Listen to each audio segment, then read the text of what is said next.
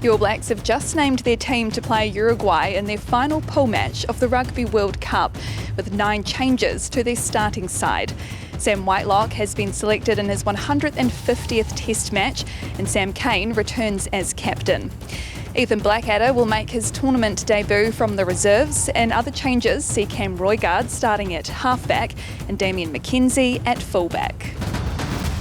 Look, we've selected the team that we think's best for this game. It's obviously a must-win for us, and that's our number one focus. Where we've made a couple of tweaks is some guys that we felt maybe didn't need a hit out, but can still be in really great shape because of that. So, but I think you see when you look at the team, there's a lot of continuity in many aspects. Being able to bring the likes of Sam and Tyrel, Geordie kept their progress coming back, and I know they're really keen in those roles. So a lot of those changes I think have got us into a really strong position for this game. We've made good progress in some key areas of our game following the Bordeaux week, where we got to put in a lot of work, and it was pleasing to see those shine through in the game against Italy. The challenge for us is to be able to back that up and keep strengthening those key areas, and keep, put out another good performance, which will sort of could put us in a good spot going forward. So all the focus is on this game and being able to back up what we were able to do last week. When you're coming off the bench, your role's a little bit different because you're always trying to bring either a bit more tempo or energy in different areas, and trying to make a bit of an impact through that stuff. Whereas starting, you have a bit more of a role as a game driver, being able to manage the game alongside the 10 and 15s and stuff like that. So there's definitely a difference, and I suppose it's a bit easier. Obviously, I probably prefer obviously starting, because you do able to get into the game and have more time to settle in and build those connections, with our drivers. Yeah, I think we're starting to grow a pretty decent combination. Obviously come off the bench last weekend, and I guess the great thing for both of us, we love sort of playing at a high tempo, and it's been great to play outside Cam when he's come on. I sort of just let him do his thing and run off from where I need to be, and he knows what I want and I know what he wants. So a bit of a different role this weekend. Obviously Cam's still at 9 and I'm at 15, but again, with the way we play as a 15, as a 10, we always find ourselves in first receiver, so I'm sure that combination is definitely going to be used again this weekend.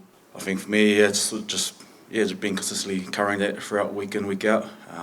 Make sure I've got the toolbox to be able to adjust my game when I do get the opportunity to slip in. And for me, I'm happy in any spot on the back line, so looking forward to it. You're making decisions now to make sure that we're building the continuity and not taking a step back in the areas that we feel we need to grow. But we're also got to make some smart decisions, because let's face it, we want to do well on Thursday, and then we want 3 more games, and those so we want to make sure we've got the energy to tank to do that. So it's getting that balancing act. Yeah, we've obviously got some great leaders in the All Blacks, and Artie's a pretty softly spoken sort of guy and clearly leads with his actions, and Sam's very similar himself, and but they both feed off each other really well. And like I said, we've got some other great leaders in the team who lead in different ways, through their actions, through their voice. So I think they bounce ideas off each other really good. Artie's obviously having a rest this weekend, so Sammy's been there before, he knows what he's doing. So a guy again who's probably played less rugby than he would have wanted to, but he came back last weekend and showed he's ready to go, so exciting to have him back.